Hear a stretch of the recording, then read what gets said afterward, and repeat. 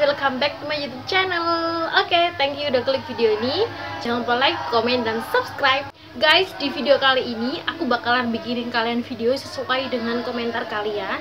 Ada yang nanya ke aku, Kak, gimana sih tips cara memanage organisasi dan kuliah dengan baik supaya dua-duanya itu tetap jalan dengan seimbang gitu.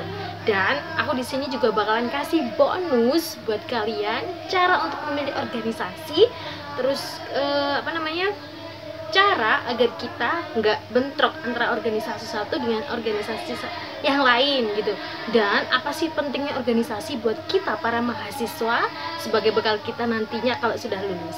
Oke, stay tune di video ini. Guys, semoga kita selalu diberikan kesehatan dan terlindungi dari wabah yang sedang melanda kita saat ini.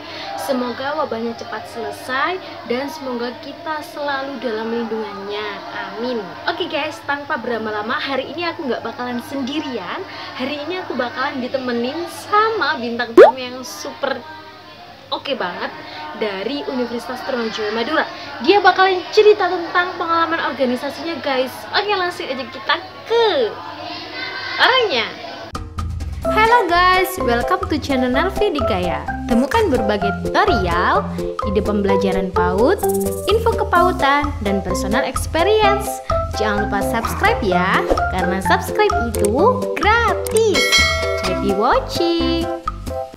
Sekarang kita sudah tersambung sama bintang tamu kita yang super kece ini. Langsung aja kita sapa. Halo Kak Iva, gimana kabarnya? Lama gak ketemu nih ya. Halo Mbak Nelvi, alhamdulillah kabarnya saja. Kalau boleh tahu sekarang posisinya di mana nih Kak? Di kampus apa di rumah? Di rumah kan, soalnya di kampus sedang lockdown, jadi ya harus tetap stay di rumah, jaga kesehatan. Iya, benar sekali. Sebelumnya langsung aja ya guys, kita ke videonya.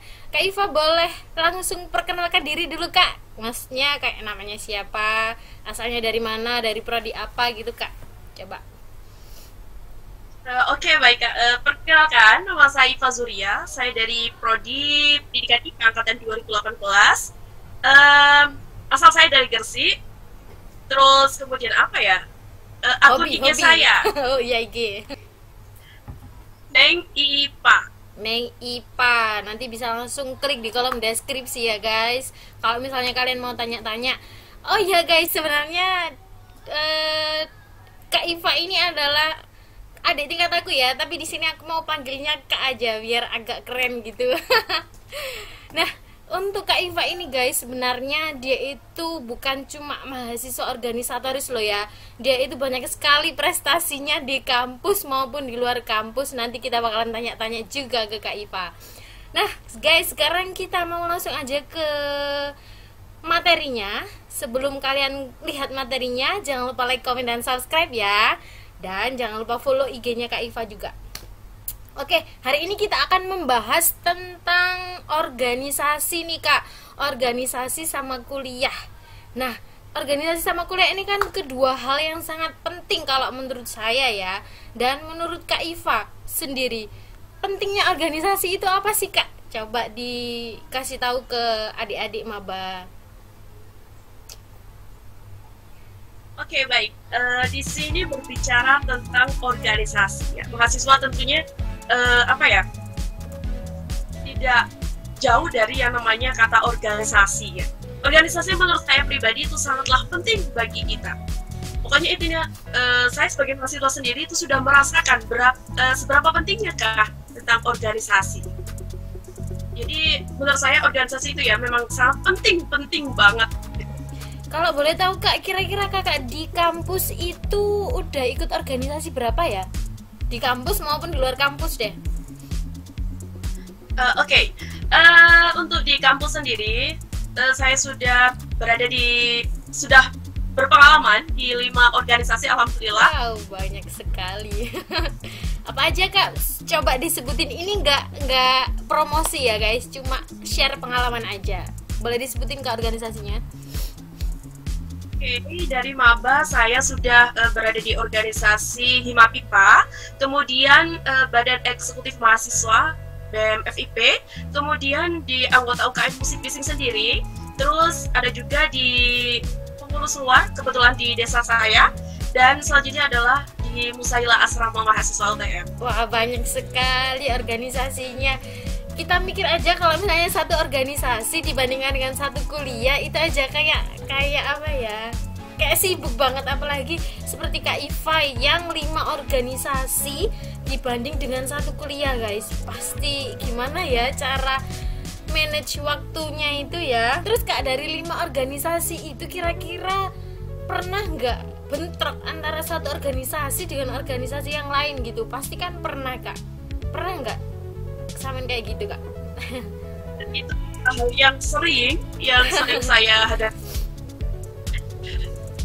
Sering ya? Misalnya saja kemarin sebelum adanya COVID ya, itu kebetulan 2 rapat agenda, yaitu di organisasi, kalau nggak salah, kalau nggak BEM ya pas HMP, sama yang satunya adalah Musaila Asrama UTM. Nah, di situ kita tahu bahwa 2 organisasi tersebut sudah sangat penting dan sangat urgent sekali. Namun cara memilih bagaimana kita ikut yang mana gitu. Ya kalau memang posisi kita berada di penting dua-duanya ya ikut yang satu terlebih dahulu, untuk nanti apabila waktunya mencukupi ya ikut yang satunya. Namun di sini kebetulan kemarin adalah saya di BEM adalah kebetulan anggota Departemen PP. Nah di situ masih banyak anggota lain. Jadi saya berpikiran kebetulan saya adalah dari PJ di bagian pendidikan Asrama Mahasiswa UTM. Jadi di situ saya berpikir kalau saya ikut di rapat BEM, otomatis di situ tidak ada pengganti PJ-nya. Kalau saya ikut di Musaila Asrama UTM, di situ ada gantinya atau anggota yang lain untuk menggantikan rapat tersebut. Jadi di situ saya bisa memanage waktu saya, yaitu memilih untuk rapat sebagai PJ di divisi pendidikan di Asrama UTM. Baru nanti jikalau waktunya sudah mencukupi, saya mengikuti di rapat BEM.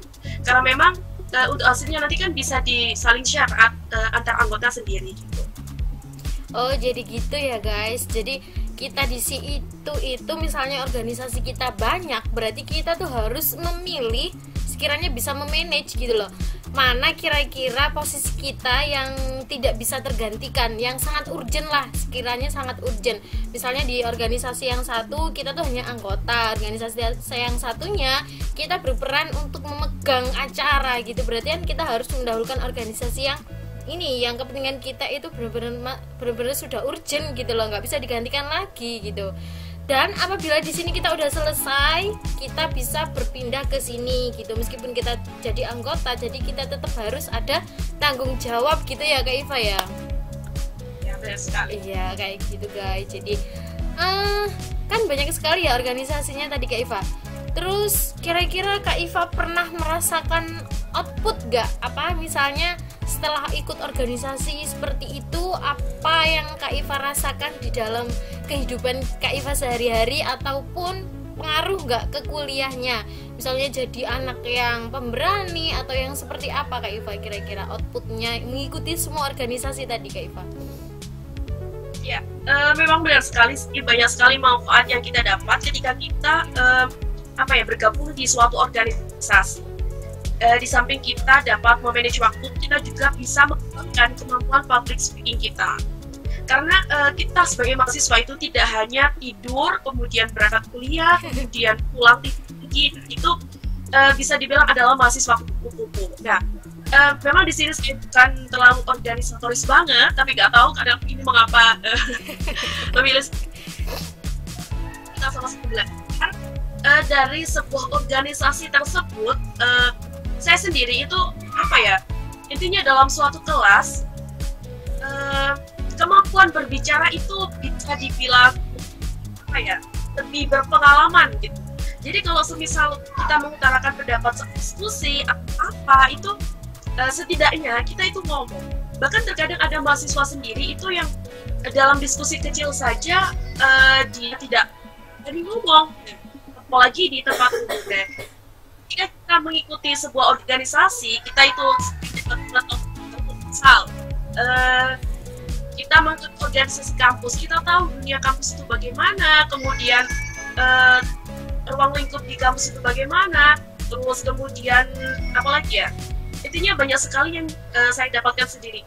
Apalagi pas COVID ini, saya di rumah itu juga banyak sekali, juga misal MC, terus ya kita contohkan saja adalah MC.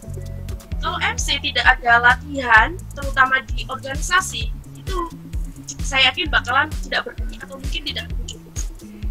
Jadi misal di sebuah organisasi kan itu ada acara, entah itu media acara, kemudian bagi seremoninya, dan itu nanti kita aplikasikan di lingkungan sekitar. Oh gitu ya Kak Iva. Jadi lebih pada kemampuan soft skill kita gitu ya.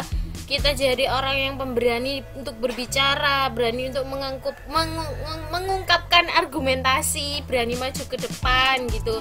Karena memang sudah terlatih dari organisasi gitu. Di organisasi sudah diajarkan untuk berdiskusi kecil, untuk mengeluarkan pendapat. Yang pastinya jelas sekali sosialnya itu pasti juga bakalan terlatih gitu ya, kepekaannya gitu ya Kak Iva. Dan yang pastinya guys, itu sangat diperlukan saat nanti kita itu bermasyarakat, lulus kuliah gitu, kerja itu pasti sangat diperlukan kemampuan public speaking, kemampuan kepekaan, dan kemampuan yang lain gitu. Oke, sekarang kita lanjut ke pertanyaan selanjutnya. Terus Kak, bisa ngasih teman-teman ini 3 alasan nggak? 3 alasan atau lebih juga nggak apa-apa, beberapa poin kenapa teman-teman ini harus benar-benar meluangkan waktunya saat kuliah untuk organisasi. Silakan. Oke, baik. Di sini saya bercerita pengalaman saya terlebih dahulu ya.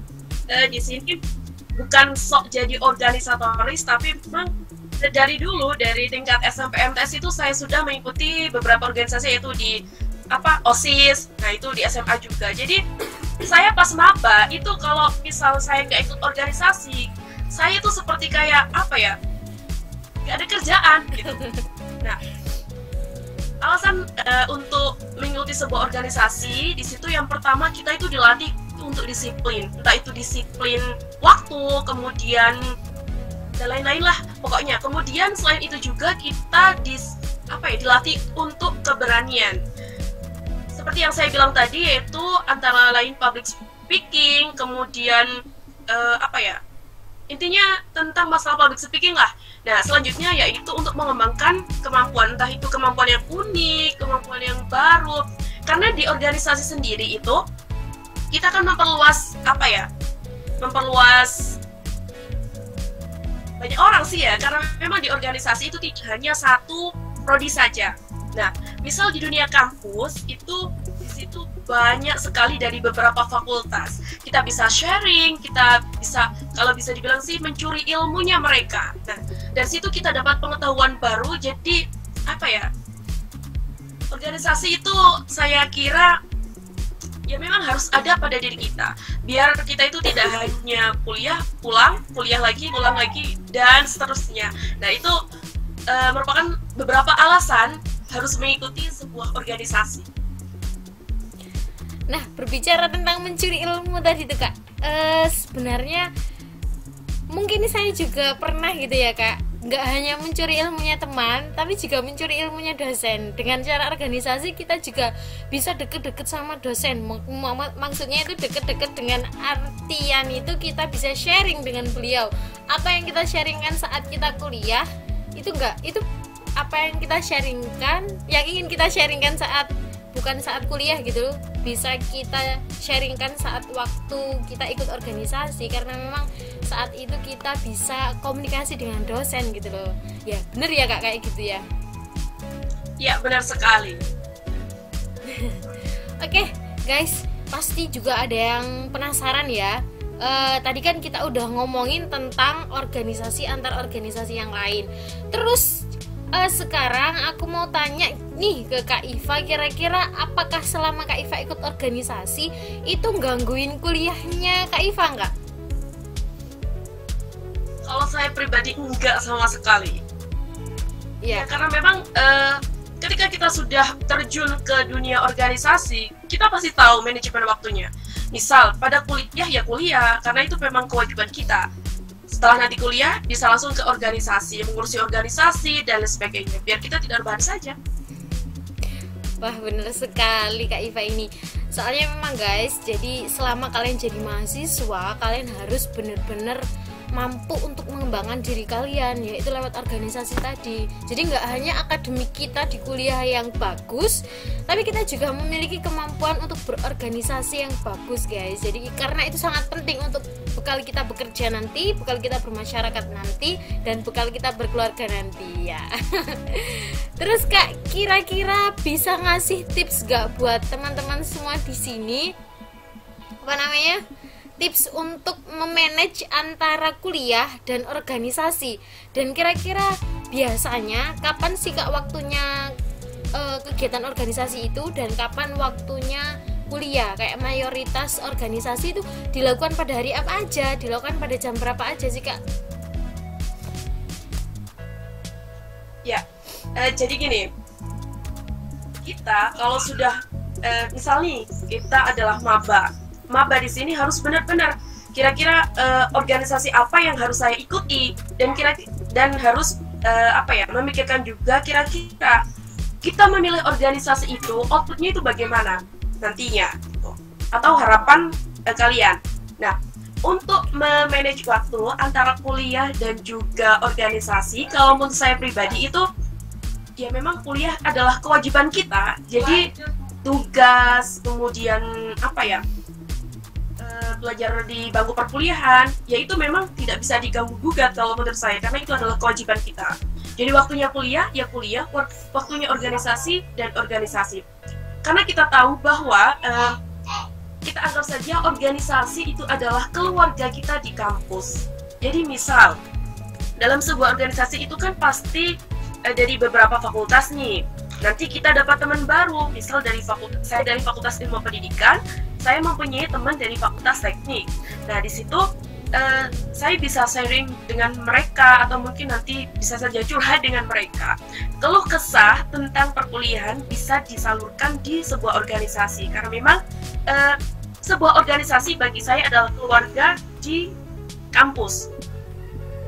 Karena dalam sebuah keluarga di kampus itu kita bebas, misalnya mau curhat, kemudian mau menuangkan keluh kesah, senang sedihnya itu bisa dilakukan di sebuah organisasi. Jadi situ kita terbentuk keluarga yang sangat erat sekali. Contohnya saya tidak pernah mengikuti sebuah intinya UKM tentang masalah public speaking, berbicara dengan public speaking lagi. Nah, di situ saya dulu adalah orangnya pemalu banget masalah public speaking, terutama misal disuruh presentasi, disuruh MC dan lain sebagainya. Nah, ketika saya mempunyai wadah sebuah keluarga organisasi di kampus, mereka mendukung. Misal, kamu loh mempunyai kemampuan ini, kenapa kamu tidak ikut? Kamu harus asal terlebih dahulu. Memang pertama gagal, tapi seterusnya kamu akan mempunyai pengetahuan yang baru, dan itu adalah kelebihan atau kemampuanmu yang harus diasah. Jadi ada support tersendiri. Kalau di rumah sih pakai keluarga ya. Kalau di kampus ya sebuah organisasi tersebut. Misal lagi nih, kita sebagai anggota BEM. Di situ kita tidak bekerja sendiri, ada teman yang lain yang ikut mensupport. Misal dapat hadiah atau dapat apa, pasti ada rasa kebanggaan tersendiri, support dari mereka. Jadi tips untuk memanage waktu kuliah dan juga memanage waktu organisasi, ya memang harus pintar memanage waktu. Kuliah ya kuliah karena itu kewajiban. Jadi jangan sampai organisasi maksudnya lebih diutamakan, kuliah direndahin, itu gak mungkin. Jadi kuliah tetap harus ngerjain tugas, kemudian waktunya skripsi ya skripsi, jangan sampai dimolong-molongin. Tapi ya memang organisasi juga penting, tapi ya tetap memanage waktu dengan baik lah ya.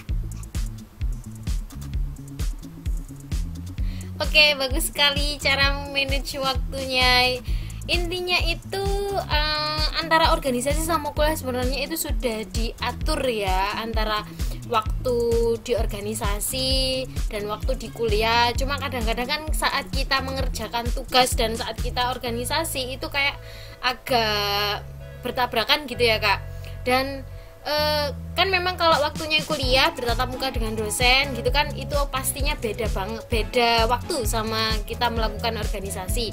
Tapi kalau misalnya kita mau ngerjain tugas terus tiba-tiba kepentok sama organisasi, sedangkan tugas kan sehari kadang harus selesai, sehari selesai gitu. Terus kapan Kak kira-kira ngerjain tugasnya kalau sibuk sama organisasi gitu?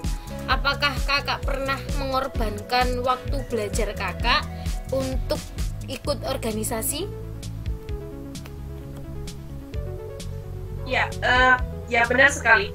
Ya pernah sih untuk mengorbankan, karena memang ya bersifat urgent juga. Tapi ya tetap satu itu, jadi kewajiban mengerjakan tugas, kewajiban kuliah yang memang harus tetap dikerjain. Misal harus pada selesai waktu itu juga. Satu dalam tanda kutip itu ya seharian. Jadi kita tahu misal pagi kita planning, kita harus mengerjakan tugas 2 jam harus sudah selesai. Kemudian nanti harus apa ya? Misal dalam organisasi kita mengurus surat dan lain sebagainya. Nah itu urusan nanti setelah mengerjakan tugas gitu. Kalau itu pengalaman saya pribadi. Misal kita campur adukan, ngerjain tugas separuh, terus ngurusin surat, udah bolak-balik ke kampus, ke tempat kos, ke kampus lagi, ke tempat kos. Nah itu kalau saya pribadi ya malah jadi bingung gitu. Jadi ya harus menyelesaikan tugas dulu, baru nanti kita organisasinya itu setelah kita mengerjakan tugas. Tapi harus kita manage waktu, misal 2 jam harus selesai, ya harus selesai pada saat itu juga. Itu adalah pengalaman saya. Nah, itu sudah di-share tadi ya teman-teman pengalamannya Kak Iva tentang organisasi. Buat kalian yang mau tanya-tanya sama Kak Iva tentang organisasi, tentang dunia perkuliahan yang lain, dan Kak Iva ini kan kebetulan dari Prodi Pendidikan IPA. Jadi buat para maba IPA yang mau tanya-tanya juga tentang ospek bisa langsung ke Kak Iva, karena dia mungkin adalah panitia ospek. Jadi banyak sekali organisasi Kak Iva ini, dan teman-teman juga harus tahu kalau Kak Iva ini juga banyak sekali prestasinya teman-teman. Jadi buat kalian yang mau aku bahasin tentang prestasi, cara untuk memanage antara kuliah, organisasi, dan prestasi, kalian bisa langsung klik di kolom komentar ya.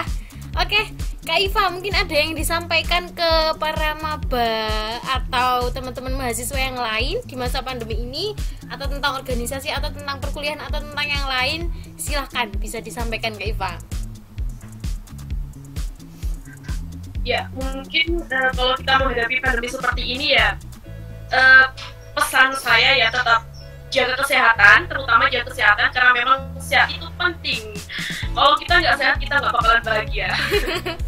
Ya, tetap jaga kesehatan. Kemudian apa ya, walaupun via daring ya memang perkuliahan sangat membosankan sih bagi saya, karena ya apalagi saya adalah semester akhir, jadi ya harus benar-benar apa ya, semangatnya penuh untuk ngerjain tugas, karena semakin semesternya semakin tua, kemalasannya itu semakin tinggi, jadi itu harus kita dobrak. Jadi teman-teman harus tetap semangat mengerjakan, mengikuti perkuliahan. Kemudian apabila kalian sudah bergabung di organisasi, tetap jaga kekompakan organisasi kalian, karena itu adalah support apa ya, support tersendiri lah bagi kita. Kemudian apalagi ya, intinya, oh iya, kita berbicara masalah IPK ya. Kalau IPK itu tidak menjamin kita sukses. Memang IPK itulah sangat apa ya, kalau orang-orang bilang itu kan, IPK-mu loh jelek banget, IPK-mu tinggi. Nah, kalau menurut saya pribadi, ya memang IPK itu sangat penting lah. Karena memang kalau di dunia sekolah ya itu adalah nilai rapor sebagai untuk mengukur diri kita, seberapakah kemampuan kita. Namun, ketika kita IPK-nya tinggi, tapi dalam masyarakat kita tidak berguna, buat apa IPK itu? Nah, itu adalah sesuatu yang penting banget. Kalau saya, mending IPK standar, ya memang ya ada minimal lah, intinya standar, tapi kita berguna banget di masyarakat. Misal, apa ya, kita bisa membuat acara di masyarakat, kemudian menjadi posisi yang terpenting di masyarakat itu malah jauh lebih penting daripada IPK tertinggi. Tapi bukan berarti kalian harus ya nggak belajar, IPK nggak penting, itu juga jangan, karena memang kita harus menstandarkan antara kemampuan kita, entah itu di bidang akademik, non akademik maupun kegiatan yang lainnya gitu. Jadi tetap semangat dan jangan pernah meremehkan hal sekecil apapun itu, karena saya yakin hal sekecil apapun itu sangat berharga bagi kita. Apalagi waktu itu adalah bisa dibagikan, waktu itu adalah uang. Jadi jika kita mempunyai kesempatan waktu yang banyak, manfaatkan.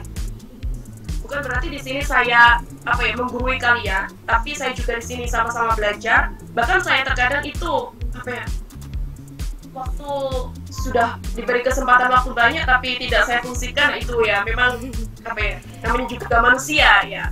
Jadi tetap semangat, kemudian pergunakan waktu dengan baik karena kesempatan tidak datang dua kali. Mungkin itu dari saya. Oke guys, itu sangat berguna sekali buat kita semua.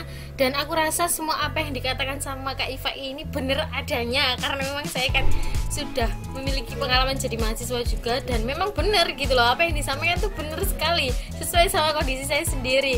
Oke Kak Iva, terima kasih sekali atas waktunya. Dan terima kasih sudah ngasih motivasi buat teman-teman semuanya.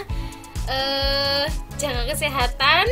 Semoga Kak Iva, Kak Iva ini sedang skripsi ya guys. Jadi kita sama-sama doakan supaya Kak Iva ini lulus tepat waktu tuh dan bisa mendapatkan gelar mahasiswa berprestasi. Ya, amin. Oke guys, terima kasih karena udah lihat video ini. Oke Kak Iva, terima kasih. Ya, terima kasih. Dadah. Semoga